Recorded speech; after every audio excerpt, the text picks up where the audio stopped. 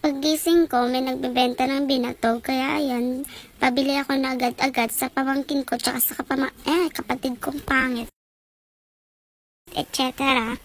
ng 10 pesos at bahala na sila kung ilan yung gusto nila. And then, ito na nga, ayun si kuya, sinatsaka na yung binibili namin. Tapos, ito ako nagbibideo, pakit-kit lang. Ewan ko, kit niya ba? Bahala na kayong humusga. Ito naman, sa Timatset na Marites. Charot, Marites talaga pangalan niya. Kumakain na siya ng binatog. Oh, nakakaingit naman. Ayan rin si Alma Chikili, tsaka si Tita Joy Badzang.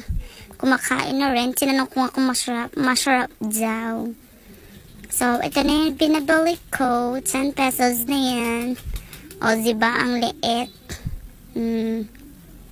Sarap, kain na.